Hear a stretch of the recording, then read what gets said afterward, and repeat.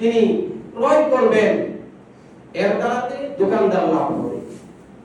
দোকানদার যখন লাভবান হবে, এই দোকানদার মাল আনবে আরেকজনের কাছ থেকে, বড় ডিলারের কাছ থেকে, আর এই ডিলার কোম্পানি থেকে কি করবে, অর্ডার করবে। এভাবেই সমাজ ব্যবস্থা সুখীময় হয়ে যাবে। সমাজ ব্যবস্থা কি হবে, আপনি যখন যাকাত দিবেন, আপনার দ্বারাতে ওই গরিব মানুষটা, দরিদ্র মানুষটা মার্কেটে অথবা চিনির দোকানে অথবা বিভিন্ন সাবানের দোকানে ভিড় করে যাবে। সাবানের দোকানদার মালিকের কাছে, বড় ডিলারের কাছে অথবা বড় কোম্পানির মধ্যে প্রয়োগ করবে। ব্যবসা বাণিজ্য সমাজের মধ্যে এটা কি হবে, শৃঙ্খলা ফিরে আসবে। আপনি যখন যাকাত না দিবেন, গরিব মানুষ কিনতে পারবে না। এই যাকাতের টাকা আপনি বের করেন নাই, না করার কারণে সমাজের মধ্যে দরিদ্রতা লেগে আসে। শতকরা যদি 10 জন মানুষ যদি যাকাতের টাকা দেয়, তাহলে সমাজের মধ্যে দরিদ্র থাকবে না। কিন্তু আমরা ওয়াজ বসে শুনি, কিন্তু যাকাত বের করি না। এই যে আমাদের সরিষা সিজন গেল, কয়জন মানুষ আছে যে আমরা এই উসরের সরিষা আমরা বের করেছি, উসর বের করেছি? জিজ্ঞাসা করলে তো অনেক দিছি, খুব যাকাতের উসর দিছি, আল্লাহ তাআলা অনেক দান করেছে আমাকে। দানের সিজনে আসলে আপনি উসর কিভাবে বের করেন? আপনি উসর যদি আপনি বের করেন, সমাজের দরিদ্র মানুষগুলো সেই উসরে দান দিয়ে তার ফ্যামিলি চালাতে পারে, তার ফ্যামিলিটা খাই আপনার জন্য দোয়া করবে, সমাজের মধ্যে শান্তি শৃঙ্খলা নেমে আসবে। আর আপনি টাকা ফেলে অনেক টাকার মালিক হলেন, কিন্তু আপনার প্রতিবেশী আপনার টাকা যাকাতের টাকা পায় না, অথবা আপনার যে ফসল আপনি পাইলেন, এই ফসলের ওসব আপনি দেন নাই, 20 গুণ দানে আপনি 1 গুণ দান দেন নাই, অথবা আধা গুণ দান আপনি এর ওসব আপনি বের করেন নাই। যদি না করেন, আল্লাহ তাআলা বলেন এই সম্পদকে আমি গলে তার কপালে দাগ দেওয়া হবে,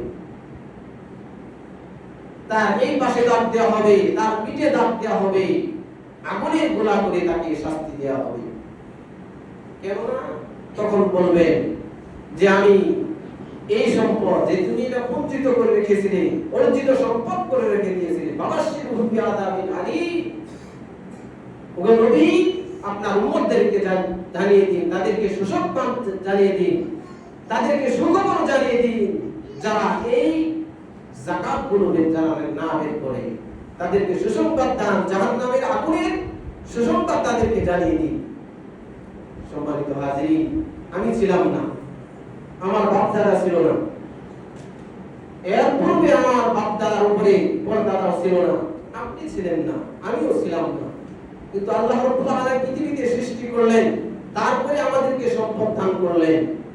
এই সম্পদ কার? আল্লাহ রাব্বুল আলামিন। আল্লাহ রাব্বুল আলামিন চাইলে এই সম্পদকে ছিনিয়ে নিতে পারেন।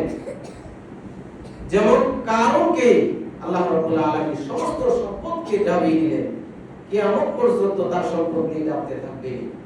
কেননা তিনি কারণকে অনেক সম্পদ দিয়েছিলেন, আমাকে তো তার এই গজব থেকে যেন আল্লাহ রাব্বুল আলামিন আমাদেরকে মানা দান করেন। আল্লাহুম্মা আমিন। যাদেরকে সম্পদ দিলেন, সম্পদ থেকে আপনি কিছু বের করেন। যদি আপনার 7.5 ভরি স্বর্ণ অলংকার আপনার থাকে, তাহলে নিসাব পরিমাণ আপনি যাকাত বের করে দেন। যদি মনে করেন আপনার ভিতরে সোনা অলংকার নেই, রূপা বের করেন, 52 তোলা রূপা আপনি বের করেন, এর পরিমাণে আপনি যাকাত বের করেন। তাও যদি না থাকে, তাহলে ওই পরিমাণে স্বর্ণ অথবা রূপার পরিমাণে আপনার টাকা বের করেন। যদি এই টাকাও যদি থাকে, তাহলে আপনি নিসাব পরিমাণ যাকাত আপনি দেন। এই কাদাফলাহমান তাযাক্কা, নিজেকে প্রসিদ্ধ করেন এবং নিজের সম্পদকে প্রসিদ্ধ করেন। যদি করতে পারি, ইহকালে এবং পরকালে আমাদের জন্য নাজাতের ফয়সালা হবে। কেননা আল্লাহ রাব্বুল আলামিন চান না কোনো মানুষ যেন জাহান্নামী হোক, কোনো মানুষ যেন জাহান্নামী হোক, এটা আল্লাহ রাব্বুল আলামিন চান না।